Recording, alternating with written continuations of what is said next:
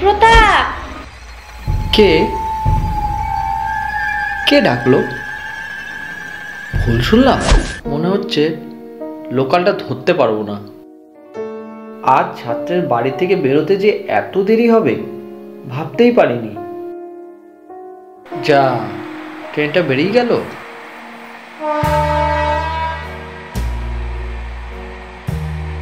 এবার 1 ঘন্টা স্টেশনে অপেক্ষা করা ছাড়া আর উপায় নেই। ওদিকে মালা দিদি হোটেলের ঝাঁপ বন্ধ করে দিলে আর কোথাওই খাবার পাবো না।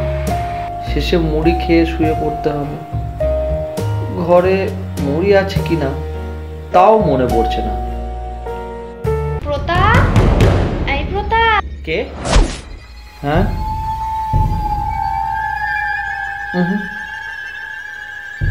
আমি স্পষ্ট শুনেছি কেউ আমাকে ডাকলো। একবার নয়, 2 বার। আনমনা মানুষ বলে আমার বদনাম আছে। বউ সঞ্চারী যতদিন আমার সঙ্গে ছিল আমার এই ভুনুমন নিয়ে কম গঞ্জনা দেয়নি। মা ছেলের সংসারে নতুন বউ বাড়িতে পা দিয়েই বিশ্রী বাড়ি ছেড়ে নতুন খোলামেলা ফ্ল্যাটে থাকার ইচ্ছা প্রকাশ করল। আমার যৎসামান্য ক্লার্কশিপ সরকারি চাকরিতে পদোন্নতি হতে অনেক সময় লাগে, সেটা আমার বউ সঞ্চারী কখনো মানতেই চায়নি। সে আমাকে আর 5টা উপচে পড়া অর্থের যোগানদারের সাথে মিলিয়ে ফেলতে চেয়েছিল, কিন্তু সেটা আমার স্বভাব বিরুদ্ধে হওয়ায় আমি সেটা করতে অস্বীকার করায় সে একদিন কাউকে কিছু না জানিয়ে বাড়ি ছেড়ে চলে যায়। এক অর্থবান লোকের সঙ্গে সম্পর্ক স্থাপন করে। ওদিকে শ্বশুর বাড়ির লোক আমার ওপর বধূ নির্যাতনের কেস করে। চাকরি বাঁচানোর তাগিদে উকিলের স্বর্ণাপন্ন হয়ে সে যাত্রায় কোনো রকমই উতরে যাই। অসম্মান, নিজের অপদার্থতা, পড়শিদের রসিকতার পাত্র হয়ে বাঁচতে নিজের জন্মভিটা ছেড়ে দূরে চলে যাই। তারপর মায়ের জটিল অসুখে জলের মতন টাকা খরচ হয়। বাজারে প্রচুর ধার হয়। চাকরির পর কিছু টিউশন পড়াতে শুরু করি। খরচ সামলাতে পারি না। শেষে মায়ের জন্য কিচ্ছু করিনি। ভাবলে মনের মধ্যে কেমন গুলিয়ে ওঠে। কিন্তু ভাগ্যিস মায়ের অমন মরণ রোগ হলো। তা না হলে বউ পালানো পুরুষকে নিয়ে খুচরো রসিকতা চলতেই থাকতো।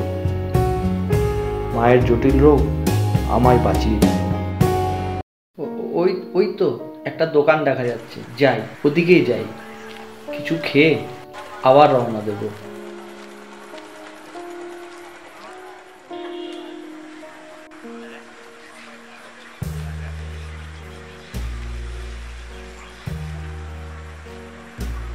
দাদা, একটা বিস্কুট দেন।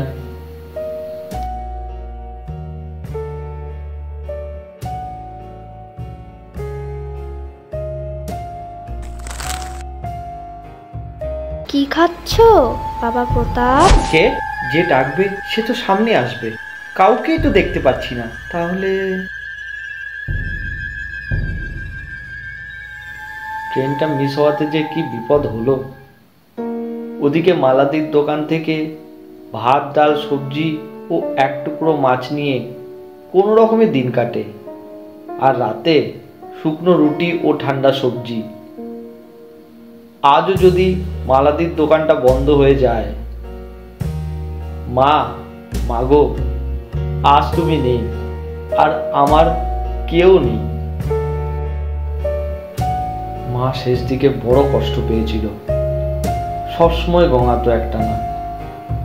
আমি সব ওষুধ কিনতাম না। কিনে কি হবে?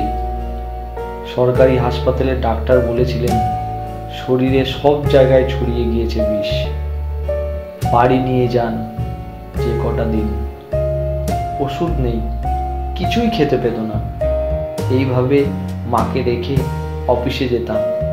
এদিকে মায়ের কষ্ট আমার মাথার মধ্যে জমা হতো, আর অফিসের কাজে ভুল হতো। এইভাবেই চলতে চলতে এক শনিবার মা চলে গেলেন।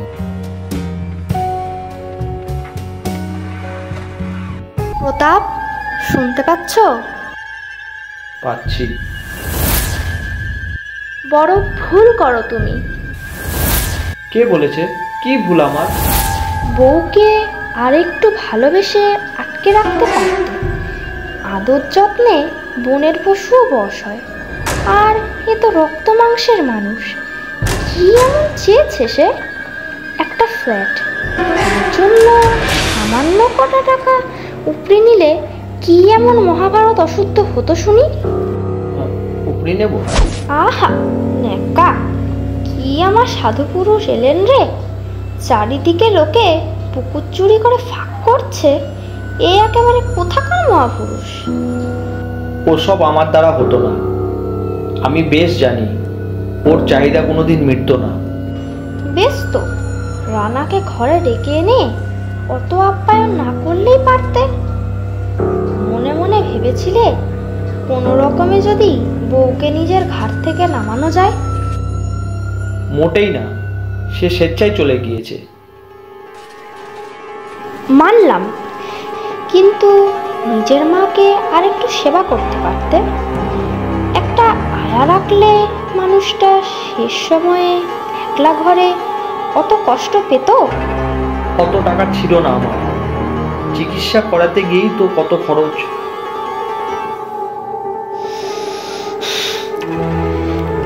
ছি ছি ছি ছি ছি ছি, বিধবা মা কি না করেছে ছেলেকে বড় করার জন্য। একে মানুষ হওয়া বলে? আচ্ছা বেশ, মানলাম আমার অন্যায়। আর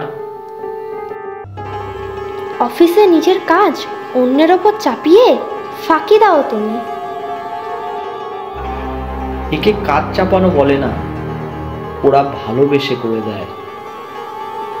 অফিসের পরে ছাত্র পড়াতে যাও, অথচ ছাত্রের বাড়িতে জানে তুমি খুবই অভাবী মানুষ, বেকার।